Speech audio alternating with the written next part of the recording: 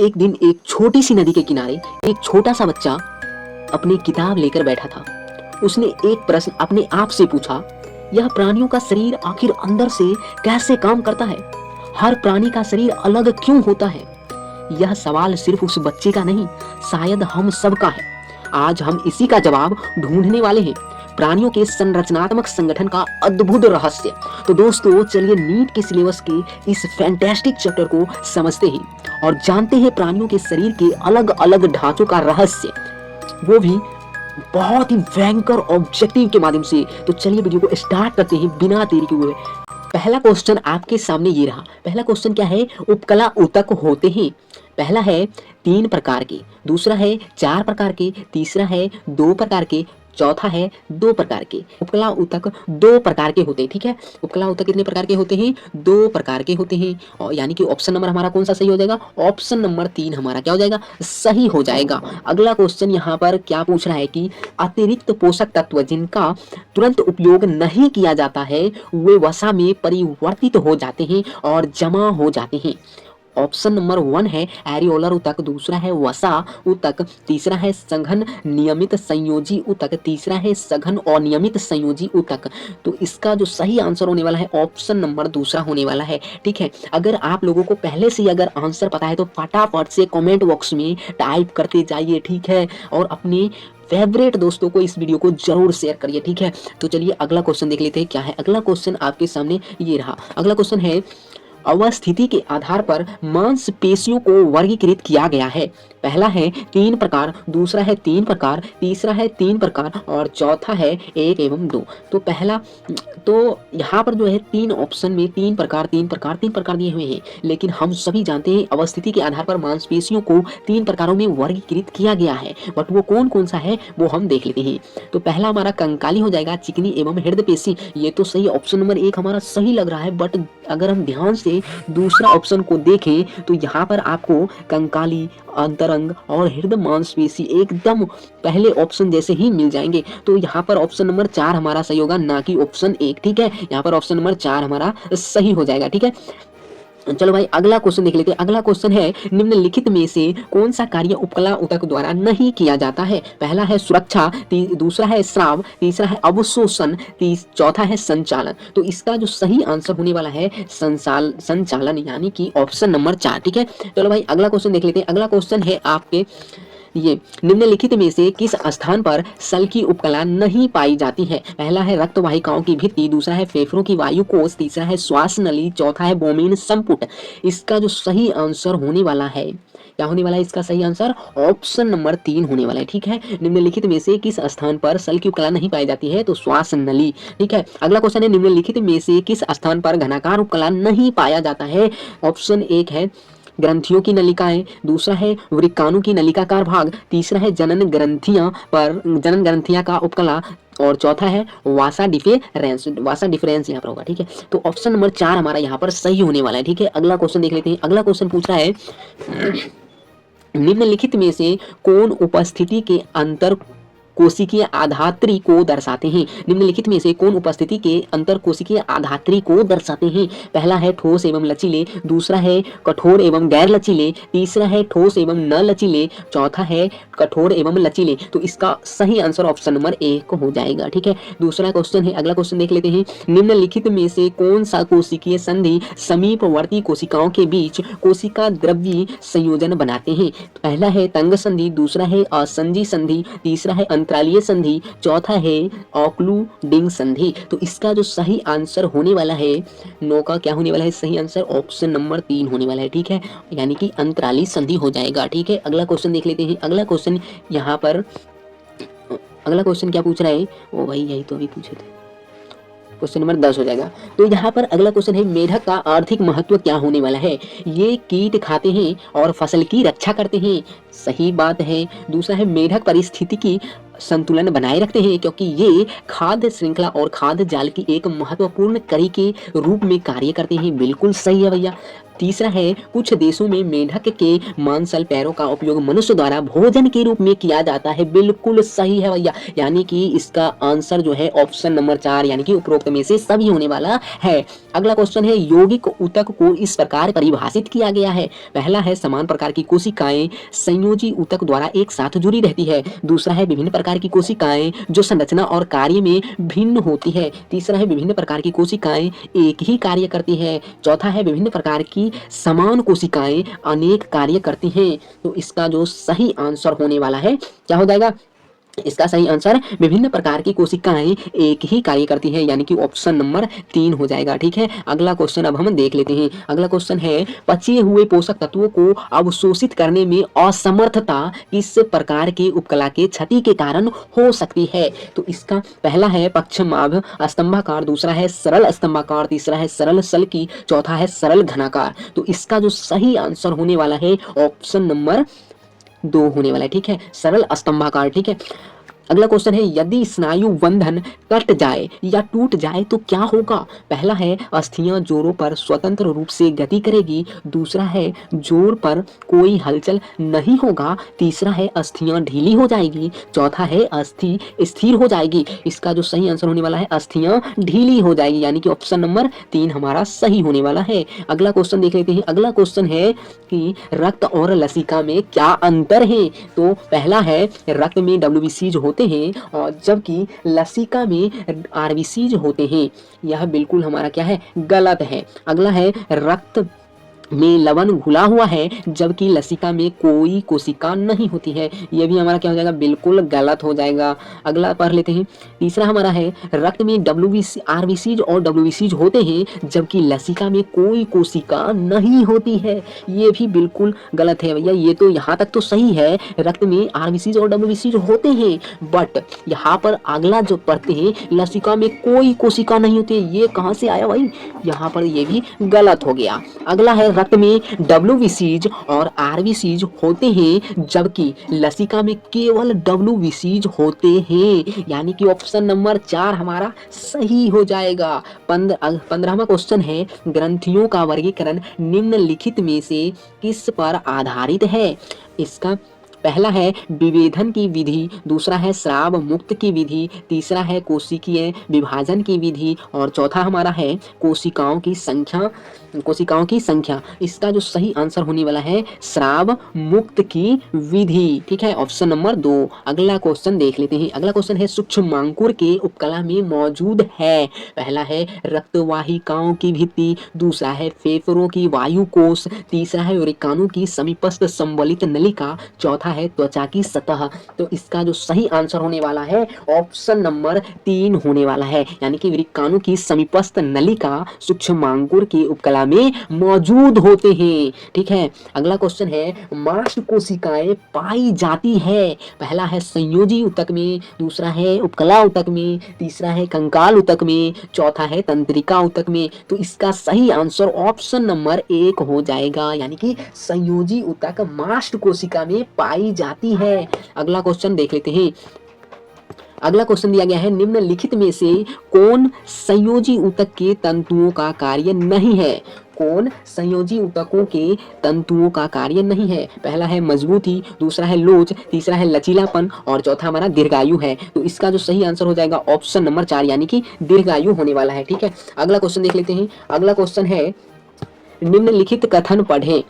यहाँ पर बोल रहा है कुछ कथन यहाँ पर लिखे गए हैं, यानी कि गुण कुछ लिखे गए हैं, कुछ उपकला की यहाँ पर गुण को लिखा गया है और उसका जो सही आंसर क्या होगा हम आप लोगों को बताएंगे। अगर आप लोगों को पता है तो कमेंट बॉक्स में फास्ट से जल्दी टाइप कर दीजिए। ठीक है, यहाँ पर जो है पहला दिया गया है यह अनियमित सीमाओं वाली चपटी कोशिकाओं की एक पतली परत से बनी होती है। बी नंबर है वे रक्त वाहिकाओं की भित्ति और फेफड़ों की वायु कोश में पाए जाते हैं। सी में दिया गया है ये विसरण सीमा बनाने जैसे कार्यों में भाग लेते हैं।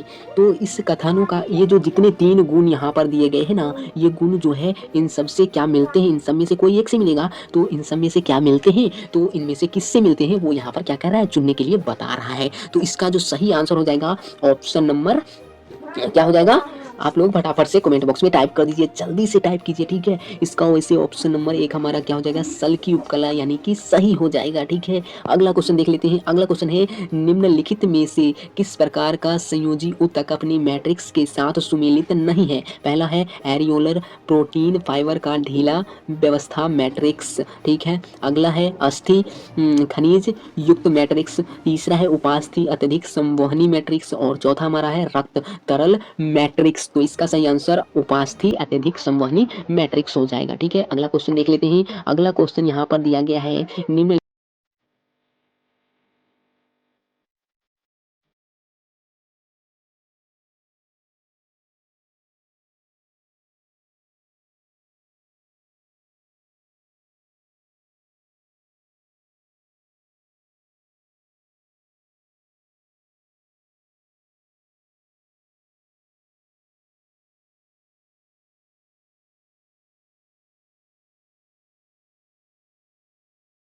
चलो भाई अगला क्वेश्चन देख लेते हैं।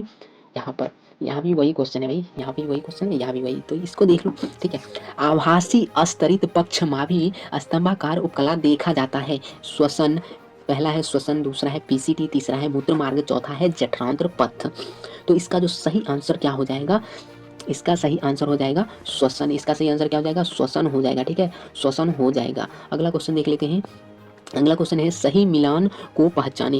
यहाँ पर आपको दो पिक्चर दिख रहे होंगे, ठीक है, और आपको सही मिलान को पहचानना है। ए नंबर में उपास्थि, पी का प्रत्यास्थ, ए में अस्थि, क्यू में ऑस्टियोसाइट, बी में तीसरा है बी उपास्थि और आर क्या है कॉर्डोसाइट, चौथा है हमारा बी अस्थि और आर हमारा हैव श्रियन कैनाल। तो इसका जो सही आंसर होने वाला है ऑप्शन नंबर 4 होने वाला है, ठीक है, ऑप्शन नंबर 4 होने वाला है। वैसे आप लोग चित्र से पता लगाइए, ठीक है। अगला क्वेश्चन देख लेते हैं। अगला क्वेश्चन है, नीचे दिए गए चित्र, नीचे आपको कुछ चित्र आपको स्क्रीन पर दिख रहे होंगे, दो चित्र आपको दिख रहे होंगे, ठीक है, इससे संबंधित सही विकल्प को आपको पहचानना है। पहला है ए रासायनिक और यांत्रिक विकार से सुरक्षा प्रदान करना आमाशय, दूसरा है ए श्लेष्म लार कान का मोम तेल दुग्ध पाचन एंजाइम का श्रावण आमाशय, तीसरा है बी ग्रंथियों की नलिकाओं में पाया जाता है श्रावण और अवशोषण, चौथा है बी मुख्य रूप से खोखले अंगों की आंतरिक सतह में मौजूद श्रावण और अवशोषण। तो इसका जो सही आंसर होने वाला है, आप लोग फटाफट से कमेंट बॉक्स में जल्दी से टाइप कर दीजिए। वैसे इसका सही आंसर ऑप्शन नंबर 3 होने वाला है, ठीक है। इसका सही आंसर क्या पढ़ें और पता लगाए कि इनमें से वाला है, इनमें से कितने दिए गए चित्र से संबंधित है। आपको स्क्रीन पर यहाँ पर जब एक न्यूरॉन उत्तेजित होता है से संबंधित संकेत, पहला है बहुत यात्रा या उपकला, दूसरा है न्यूरॉन श्रावित और अवशोषण से सीमित भूमिका, तीसरा है मुख्य कार्य रासायनिक और यांत्रिक तनाव से सुरक्षा प्रदान करना, चौथा है चौथा है सतह बहुगुहा और ग्रसनी की नम सतह को ढकते हैं। यानी कि इसका जो चारों के चारों हमारे क्या होने वाला है, सही नंबर ऑप्शन नंबर हमारा 1 होने वाला है, ठीक है, ऑप्शन नंबर 1 होने वाला है, यानी कि चारों प्लाज्मा झिल्ली सही हो, प्लाज्मा झिल्ली, ठीक है। जब एक न्यूरॉन उत्तेजित होता है तो विद्युत संकेत प्लाज्मा झिल्ली के साथ क्या करता है, यात्रा करता है, ठीक है। अगला क्वेश्चन देख लो भाई, इनमें से कौन सा अंग मेढक के पित्त स्रावित करता है, इनमें से कौन सा अंग मेढक के पित्त स्रावित करता है, पहला है वृक्क, दूसरा है प्लीहा, तीसरा है पित्ताशय, चौथा है यकृत। तो इसका जो सही आंसर होने वाला है क्या होने वाला है, इसका सही आंसर यकृत होने वाला है, ठीक है। मेढक में भाई कहाँ गए, मेढक के शरीर में पित्ताशय संग्रहित करने पित्ताशय पित्त स्रावित करने वाला यकृत हो जाएगा, ठीक है। अच्छा 20वां क्वेश्चन देख लेते हैं। मेढक के शरीर में पित्त कहाँ संग्रहित होता है, पहला है अग्न्याशय, दूसरा है यकृत, तीसरा है पित्ताशय और चौथा हमारा वेडर नाल। तो इसका जो सही आंसर होने वाला है ऑप्शन नंबर 3, यानी कि पित्ताशय में संग्रहित होता है, ठीक है, पित्ताशय में संग्रहित होता है। अगला क्वेश्चन देख लेते हैं। 28वां क्वेश्चन है, एरियोलर ऊतक में पाई जाने वाली अंबिका कार कोशिकाएं जो हमारी जन्मजात प्रतिरक्षा तंत्र का हिस्सा भी है कहलाती है, क्या कहलाती है, पहला है मास्ट कोशिकाएं, दूसरा है महाभक्ष कानू, तीसरा है एडियोपोसाइट और चौथा है फाइब्रोब्लास्ट। तो इसका जो सही आंसर होने वाला है ऑप्शन नंबर 2, यानी कि महाभक्ष कानू होने वाला है, ठीक है, महाभक्ष कानू होने वाला है। 29वां क्वेश्चन देख लेते हैं। इनमें से कौन सा राणा ट्रिग्रान का विशिष्ट लक्षण है, इनमें से कौन राणा ट्रिग्रान का विशिष्ट लक्षण है, ट्रिग्रिना का विशिष्ट लक्षण है, पहला है जलायुक्त पैर, दूसरा है द्विपालीय जीव, तीसरा है मोटी चमड़े जैसी त्वचा, चौथा है झिल्लीदार टिम्पेनम, झिल्लीदार टिम्पेनम। तो इसका सही आंसर क्या हो जाएगा? मोटे चमड़े जैसी त्वचा, मोटे चमड़े जैसी त्वचा। अगला क्वेश्चन देख लेते हैं, मेढकों में अंतिम पाचन कहाँ होता है? मलाशय, क्लोआका, आंत और वीरनाल। तो इसका जो सही आंसर होने वाला है, मेढक में अंतिम पाचन पूछा है ना, तो इसका सही आंसर क्या हो जाएगा? ऑप्शन नंबर 3 यानी कि आंत में हो जाएगा। मेढक का अंतिम पाचन कहाँ होता है भैया? आंत में होता है। अगला क्वेश्चन देख लो भैया। अगला क्वेश्चन है, तिलचट्टे में मालपीय नलिकाएं किसके जंक्शन पर मौजूद होता है? पहला है अग्रांत्र और मध्यांतर और पाचन एंजाइम के स्राव में मदद करते हैं। दूसरा है मध्यांतर पश्चात और भोजन के कणों को पीसने में सहायता करते हैं। तीसरा है अग्रांत्र और मध्यांतर हीमोलिम्फ से उत्सर्जन उत्पादों को हटाने में सहायता करते हैं। चौथा है मध्यांतर पश्चात हीमोलिम्फ से उत्सर्जन उत्पादों को हटाने में मदद करता है। तो इसका सही आंसर क्या हो जाएगा? ऑप्शन नंबर चौथा हो जाएगा। क्या हो जाएगा? ऑप्शन नंबर चौथा इसका सही हो जाएगा। ठीक है, अगला क्वेश्चन देख लेते हैं। वैसे अगला क्वेश्चन है, मैलपीलियन नलिका है, पहला है 100 से 120 पीले रंग के तंतुमय संरचना, 100 से, दूसरा है 100 से 120 भूरे रंग के तंतुमय संरचना, तीसरा है 100 से 150 पीले रंग के तंतुमय संरचना, चौथा है 100 से 150 पीले रंग के काइटिन युक्त संरचना। तो इसका जो सही आंसर होने वाला है 100 से 150 पीले रंग के तंतुमय संरचना, 100 से 150 पीले रंग के तंतुमय संरचना। ऑप्शन नंबर 3 सही होने वाला है। अगला क्वेश्चन देख लेते हैं। अगला क्वेश्चन पूछ रहा है, कॉकरोच के सशक्त में श्वसन वर्णक नहीं होता है, इसका अर्थ क्या है? पहला है यह श्वसन नहीं करता है, दूसरा है कॉकरोच अवायवीय रूप से श्वसन करता है, तीसरा है ऑक्सीजन विसरण के माध्यम से सभी ऊतकों तक पहुंचता है, चौथा है ऑक्सीजन श्वास नली के माध्यम से ऊतक तक पहुंचता है। तो इसका जो सही आंसर होने वाला है, क्या होने वाला है? इसका सही आंसर जो ऑप्शन नंबर 4 होने वाला है। ठीक है, इसका ऑप्शन नंबर 4 से। अगला क्वेश्चन देख लेते हैं। अगला क्वेश्चन है, कॉकरोच के रक्त संवहन तंत्र के बारे में दिए गए कथनों को पढ़ें। रक्त संवहन तंत्र के बारे में दिए गए कथनों को यहाँ पर बोला है पढ़ने के लिए, और कौन इसमें से गलत है उसको चुनने के लिए बता रहा है। पहला हमारा क्या दिया गया है? परिसंचरण तंत्र बंद प्रकार का होता है। तो ये हमारा एकदम से क्या हो रहा है भैया? ये तो भैया एकदम क्या हो रहा है? गलत लग रहा है। परिसंचरण तंत्र बंद प्रकार का कैसे हो सकता है? अगला यहाँ पर दिया गया, पहला तो हमारा गलत हो गया। अगला यहाँ पर दिया गया है, इसमें हृदय कि महाधमनी को छोड़कर कोई रक्त वाहिकाएं नहीं होती है, ये एकदम सा सही है। और सी नंबर में दिया गया है, हृदय 6 कक्षीय होते हैं, ये भी भैया बिल्कुल गलत है। ऑप्शन ए और सी हमारा क्या हो गया? गलत हो गया। अगला पढ़ते हैं, हीमोलिम्फ रंगहीन प्लाज्मा और हेमोसाइट से बना होता है, तो यहाँ पर ये भी हमारा सही हो गया, यानी कि ऑप्शन ए और सी हमारा क्या हो जाएगा? ऑप्शन ए और सी हमारा क्या हो जाएगा? गलत हो जाएगा। ठीक है, अगला क्वेश्चन अब हम देख लेते हैं यहाँ पर। चलो भाई अगला क्वेश्चन देख लेते हैं। ओ भाई थैंक यू वीडियो को लास्ट तक देखने के लिए। ठीक है, तो दोस्तों ये था प्राणी के संरचनात्मक संगठन का एक छोटा सा सफर, जिसमें हमने उनके शरीर के ढांचों के पीछे का छिपे रहस्यों को समझाने की कोशिश की। आपने देखा कैसे हर प्राणी का शरीर उसके जीवन और विकास के लिए अनुकूल होता है। ये चैप्टर सिर्फ नीट के लिए नहीं, बल्कि हमारे आसपास के जीवन को समझने के लिए बहुत जरूरी है। अगली बार आप किसी जीव का अवलोकन करेंगे तो सोचिए उसके शरीर के पीछे का विज्ञान कितना रोचक होगा। अब आपके लिए एक छोटा सा चैलेंज मैं दे रहा हूँ, कमेंट में अपने फेवरेट प्राणी का नाम लिखिए और उसके एक खास बात शेयर कीजिए। मिलते हैं अगले वीडियो में एक नए टॉपिक के साथ, तब तक के लिए जय हिंद, जय भारत, वंदे मातरम।